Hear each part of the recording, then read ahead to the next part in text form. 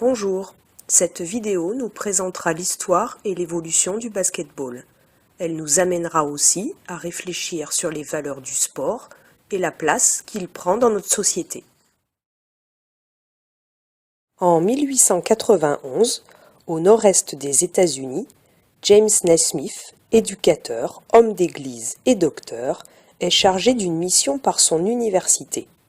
On lui demande de créer une activité permettant aux étudiants de garder la forme durant l'hiver lorsque les intempéries empêchent la pratique des sports à l'extérieur.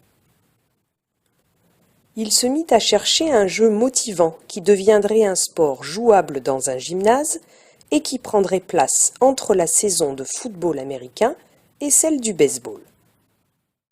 La légende affirme que c'est en lançant les feuilles de papier chiffonnées sur lesquelles il notait ses idées que lui serait venue l'idée du panier, qui se dit basket en anglais. Le basketball était né.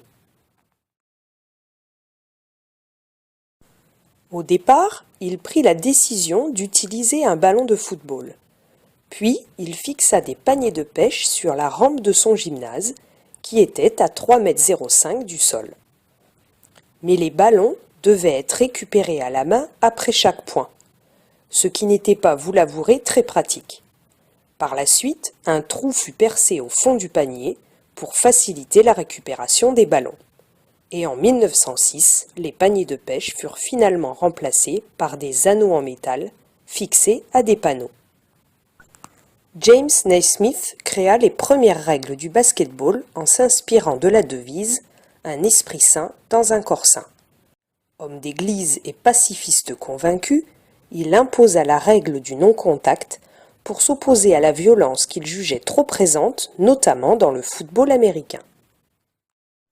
Il interdit également aux joueurs de se déplacer avec le ballon. Le premier match se termine 1-0, marque bien différente de celle des matchs d'aujourd'hui. Au fur et à mesure que les classes se mettent à le pratiquer, le jeu gagne en popularité, sauf auprès du concierge qui doit encore à l'époque grimper à une échelle pour récupérer le ballon après chaque panier.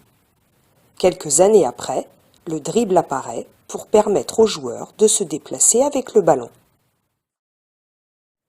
Le jeu gagna rapidement tout le pays et le Canada. Puis sa popularité s'étend durant la Première Guerre mondiale, en raison de la présence américaine en Europe. Ce sport est alors pratiqué dans le monde entier par des hommes et des femmes. Naismith a atteint son objectif, créer un sport pour tous où l'adresse l'emporte sur la force, la rapidité, sur la puissance.